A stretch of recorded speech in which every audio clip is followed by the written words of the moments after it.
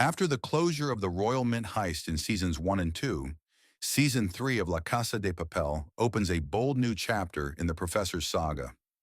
Now fugitives scattered across the globe, the gang is forced to reunite for a cause bigger than money, rescue and revolution.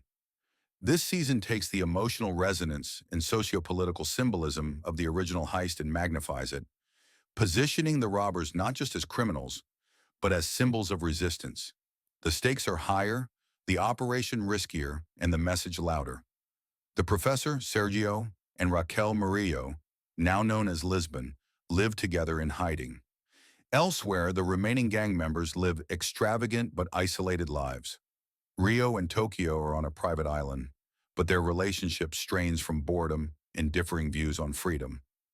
Denver, Stockholm, Monaco, and Helsinki enjoy their lives abroad. Nairobi maintains a quiet life with dreams of reuniting with her son. The tranquility ends when Rio is captured by international law enforcement after using a satellite phone to contact Tokyo. He's imprisoned and tortured in a black site with no legal oversight. Tokyo returns to the professor, and the gang decides to reunite, not for profit this time, but to rescue one of their own.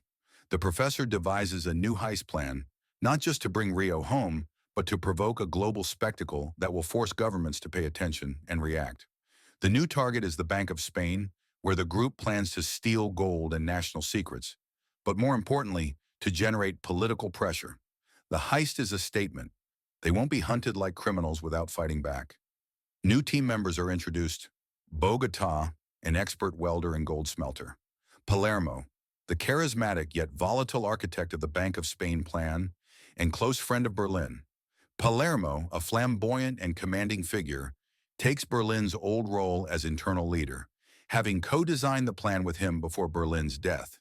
The heist quickly turns into a full-scale siege, with hundreds of hostages and relentless police presence. The gang infiltrates the bank during a fake protest and takes it over from within. The new plan includes melting down gold bars and turning them into grains for easier extraction. But more than wealth, they also aim to retrieve a top-secret hard drive containing politically sensitive information, an insurance policy. This time, the professor leads a media war from outside. He sends videos to the public, revealing how Rio was illegally detained and tortured, using his mistreatment to turn public opinion against the authorities. The gang positions themselves as freedom fighters, not criminals.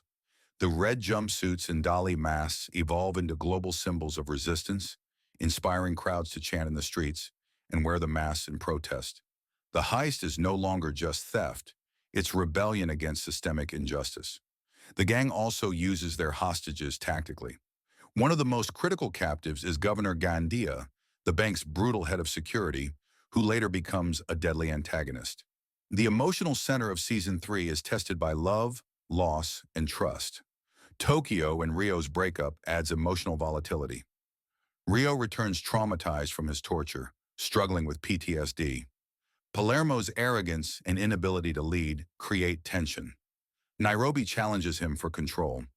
Nairobi is lured to a window with the promise of seeing her son, a trap set by police sniper Sierra, who shoots and critically wounds her.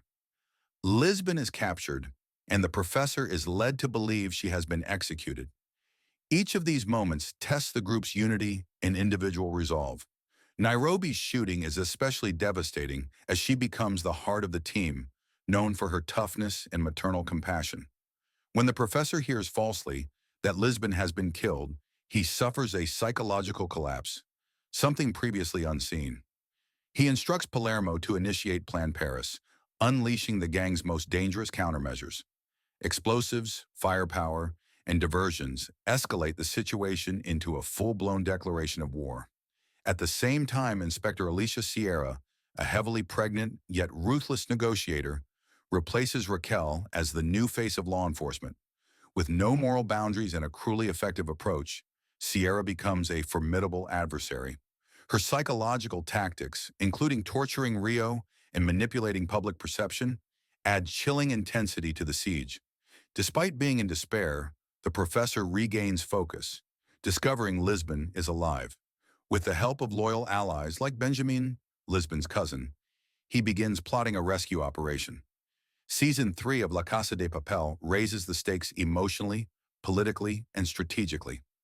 It evolves from a simple heist drama into a cultural commentary on power, justice, and resistance. With a tighter narrative, complex characters, and real-world symbolism, the season transcends genre and becomes a movement in its own right.